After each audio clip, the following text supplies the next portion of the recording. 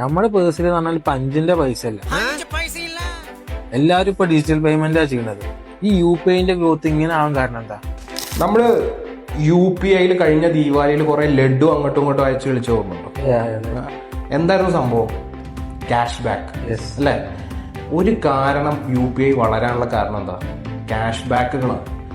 Referral കൊടുക്കുകയാണെങ്കിൽ cash back, മണി send ചെയ്യുകയാണെങ്കിൽ cash back, offers. വേറൊരു കാരണം ഡിമോണിറ്റൈസേഷൻ. 2016 ഡിമോണിറ്റൈസേഷൻ വന്ന സമയത്ത് നമ്മളെല്ലാം വെപ്രാളം പരക്കം പോയി വീട്ടിലുള്ള പൈസ എങ്ങനെ ബാങ്കിലേക്ക് എത്തിക്കും. കുറെ പേര് ഇത് കത്തിച്ച് കളഞ്ഞ അവസ്ഥ വരെ ഉണ്ടായിരുന്നു. ഓക്കെ, അപ്പൊ അതിലൂടെ ഒരു ഫിയർ വന്നു. വീട്ടിൽ കാശ് വന്നാൽ എന്ന് വേണമെങ്കിലും ഗവൺമെന്റ് ഇത് ഡിമോണിറ്റൈസ് ചെയ്യാം. മൂന്നാമതൊന്ന് ചീപ്പർ സ്മാർട്ട് ഫോൺസ്.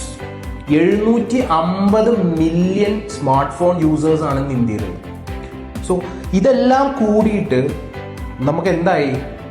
എല്ലാം നമ്മൾ ഒരു സ്മാർട്ട് ഫോണിലേക്ക് ഒതുങ്ങി. എല്ലാ ട്രാൻസാക്ഷനും വേണ്ടിയിട്ട് സ്മാർട്ട് ഫോണിലേക്ക് എത്തി. ചുരുക്കം പറഞ്ഞു കഴിഞ്ഞാൽ വി ബിക്കെയിം ലേസി. ഒരു വീട്ടിലിരുന്ന് സോഫയിൽ ഇരുന്നുകൊണ്ട് കറണ്ട് ബില്ല് അടയ്ക്കുന്നതിനേക്കാളും അതല്ലേ ഏറ്റവും നല്ലത്, അവിടെ KSEB പോയി ക്യൂ നിന്ന് അടയ്ക്കുന്നത്. ആ ഒരു ലെവലിലേക്ക് ഇന്ത്യ ഒരു അൺഓർഗനൈസ്ഡ് മെക്കാനിസത്തിൽ നിന്ന് ഓർഗനൈസ്ഡ് മെക്കാനിസത്തിലേക്ക് മാറിയതിന്റെ ഇഫക്റ്റാണ് ഗൂഗിൾ പേ, ഫോൺ പേ പോലുള്ള കമ്പനികളുടെ വളർച്ച.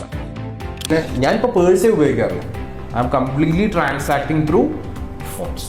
നല്ലതാണോ എന്ന് ചോദിച്ചാൽ ഇൻ എ വേ, മോശമാണോ എന്ന് ചോദിച്ചാൽ yes, in some way it is also difficult.